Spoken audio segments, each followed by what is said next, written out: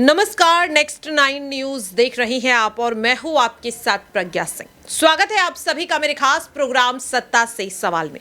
सत्ता से सवाल में बात 2024 के लोकसभा चुनाव की, क्योंकि सभी राजनीतिक दल तैयारियां करते हुए नजर आ रहे हैं। इसी कड़ी में उत्तर प्रदेश में भी कई तरह की अब जो दावे हैं किए जा रहे हैं और अब कहा जा रहा है कि बसपा सुप्रीमो मायावती क्या 2024 को देखते हुए अब चंद्रशेखर आजाद के साथ हाथ मिला सकती हैं, क्योंकि दोनों ही नेताओं की अगर बात करें तो दलितों के बीच एक अच्छी पकड़ है, लेकिन दोनों अगर अलग अलग चुनाव लड़ें तो कहीं ना कहीं कमजोर होंगे। लेकिन अगर एक साथ गठबंधन कर लेते हैं तो क्या भारतीय जनता पार्टी पर हावी होते हुए नजर आएंगे? मेरे साथ अबरार हैं, अबरार से इसी चीज को समझेंगे। अबरार, अगर बात करें मायावती की तो एक समय था कि उनका काफी दबदबा था, लेकिन जब से भारतीय जनता पार्टी सत्ता में आई है मायावती काफी ज्यादा कमजोर होती हुई नजर आ रही है। क्या लग रहा है, अकेले चुनाव अगर लड़ती हैं तो फायदा होगा या फिर नुकसान होगा?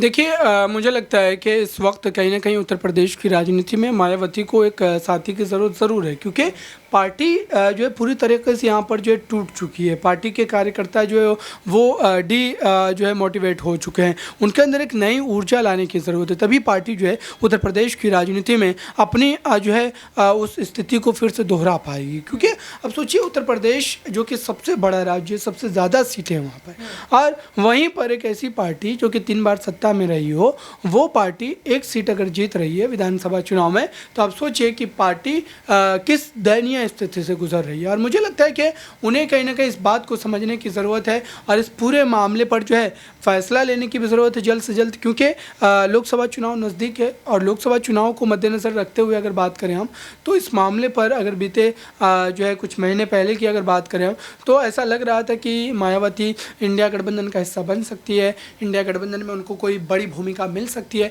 लेकिन ऐसा होता हुआ नज़र नहीं आया। तो फिर उसके बाद हमारे पास एक ही विकल्प बचता है और वो विकल्प है चंद्रशेखर रावण का। और इसको लेकर के अब ये दावे किए जा रहे हैं कि इस मामले में भी मायावती कहीं ना कहीं जो है कोई भी कदम आगे बढ़ाते हुए नज़र नहीं आ रही है। तो ऐसे में अगर राजनीति में इस जो आप कह सकते हैं कि व्यवहार के साथ आप आगे बढ़ते हैं, तो आपके लिए कहीं ना कहीं रास्ते जो बंद होते नजर आते हैं। मुझे लगता है कि उत्तर प्रदेश की राजनीति में मायावती के लिए बिल्कुल यही हो रहा है, क्योंकि अगर वो अपने भतीजे आकाश आनंद को पूरी भूमिका सौंप देती है, पूरी तरीके से जो है यहाँ पर कहीं ना कहीं उनको आगे बढ़ाने की कोशिश करती हैं, तो जाहिर सी बात है कि इसको लेकर के तो सवाल पूछे जाएंगे कि किस बिना पर, किस आधार पर आप उसको आगे कर रही है। उनके पास न राजनीतिक अनुभव है और न राजनीति की कोई जानकारी है, न तो उन्होंने कभी चुनाव लड़ा है।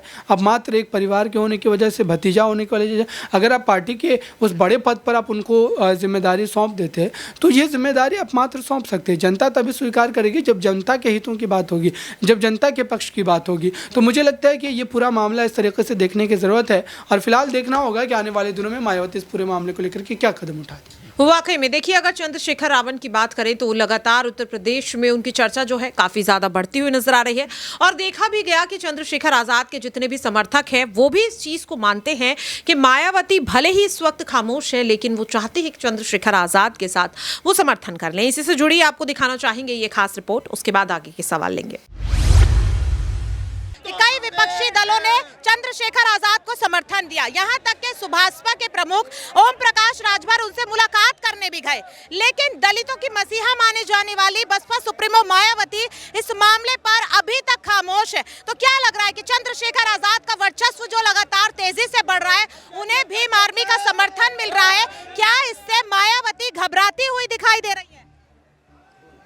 ऐसा कुछ नहीं है, हमारी बहन जी घबरा नहीं रही है, हमारे भाई। तो फिर उन्होंने कुछ कहा क्यों? अभी तक वो खामोश क्यों है इस मामले में? उनकी राजनीति हमेशा शांत राजनीति रही है आज तक का, ये उनका। लेकिन कम से कम वो तमाम मुद्दों पर अपनी बात रख रही हैं। चंद्रशेखर आजाद पर हुए हमले को लेकर एक ट्वीट तो वो कर सकती थी, मुलाकात तो कर सकती थी। वो कर सकती है, उनकी अपनी सोच है। हमारे भाई अपने अलग अपने हिसाब से चलते हैं, लेकिन हमारा अपना काम कर रहा है। बहन जी हमारी अपना काम कर रहे हैं, वो हमारी आदर्श नेता, हम उनको मानते हैं। यानी कि जो तमाम लोग लगातार मायावती और चंद्रशेखर आजाद के बीच खाई पैदा करने की कोशिश कर रहे हैं, क्या लग रहा है ये खाई वो पैदा कर पाएंगे? क्योंकि लगातार ये सवाल उठाया जा रहा है कि मायावती खामोश। कोई खाई नहीं है, बहन कुमारी मायावती जी राजनीति करते हैं और भाई हमारा बहुजनों का आगे बढ़ के यानी कि साल 2024 में मायावती जी और यहाँ पर चंद्रशेखर आजाद एक साथ नजर आएंगे, क्योंकि अभी तक नजर नहीं आए। बताएगा भाई बताएगा कि आगे क्या होता है। हमारे उनका बहन जी बताएंगे वो क्या निर्णय लेती है। बहन कुमारी मायावती जी बताएंगे, बड़े भाई एडवोकेट चंद्रशेखर आजाद जी बताएंगे। जैसा हमें निर्देश मिलेगा वैसा हम लोग पालन करेंगे। वो राजनीति करते हैं, हमारे भाई बहुजनों का आंदोलन करते हैं, बहन बेटियों के न्याय के लिए आगे आता है। अच्छा, आज अगर मांगे जो आपकी हैं उन पर अगर केंद्र सरकार कोई निर्णय नहीं लेती है, आगे आपका क्या कदम रहेगा? वापस लौट जाएंगे या यहीं रहेंगे? इससे बड़ा आंदोलन होगा, इससे आगे चल के इससे बड़ा आंदोलन होगा दिल्ली के अंदर, और भाई को न्याय दिला के नहीं होती है। हम लोग देश देखा आपने कि किस तरीके से चंद्रशेखर आजाद के जो समर्थक है वो भी कहते हुए नजर आए कि मायावती और चंद्रशेखर के बीच कोई भी दरार नहीं है, ये सिर्फ और सिर्फ गुमराह करने की कोशिश की जा रही है। और मायावती भी चाहते हैं चंद्रशेखर आजाद के साथ गठबंधन करना। तो अब अगला सवाल यही रहेगा कि मायावती अगर चाहती है चंद्रशेखर आजाद के साथ गठबंधन करना, तो फिर अध्यक्ष पद आखिरकार आकाश आनंद को सौंपने के पीछे की वजह क्या है? क्या वो भी परिवारवाद को बढ़ावा देती हुई नजर आ रही है? देखिए, बिल्कुल पारिवारिक पार्टी तो है ही है मायावती की, इसमें कोई दो राय थोड़ी है। अगर आप सोचिए कि पार्टी के इतने बड़े वरिष्ठ नेताओं के रहते हुए भी अगर आप उस जो व्यक्ति को जिम्मेदारी सौंप रहे हैं जिसने कभी चुनाव नहीं लड़ा, जिसने कभी जनता के बीच जा कर के उनके हालचाल को नहीं समझा, जो कभी मायावती के साथ दिखाई नहीं दिया, वो अचानक से पार्टी का अध्यक्ष बन जा रहा है। तो आप सोचिए कि ऐसे में जनता का विश्वास कैसे आप पर जगेगा? जब तक आप जनता के हितों को लेकर के सड़कों पर लड़ते नजर नहीं आएंगे, जब तक आप जनता के बीच में जाकर के जनता की बात नहीं करेंगे, तब तक जनता आपको स्वीकारती नहीं है। चाहे आप कितने भी बड़े जो है परिवार के लोग हों, कितने भी बड़ी राजनीतिक फैमिली से आपका जो है ताल्लुक रहता हो।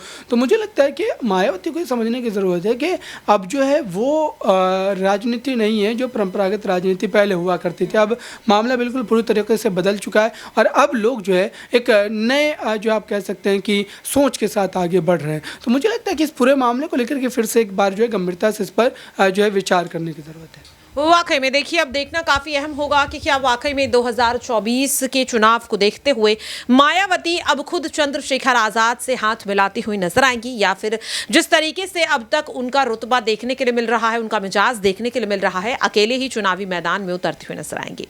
क्या लगता है आपको? आप अपनी राय कमेंट बॉक्स में शेयर कर सकते हैं। फिलहाल के लिए मेरे खास प्रोग्राम सत्ता से सवाल में इतना ही। बाकी की अपडेट्स के लिए आप बने रहें नेक्स्ट 9 न्यूज के साथ।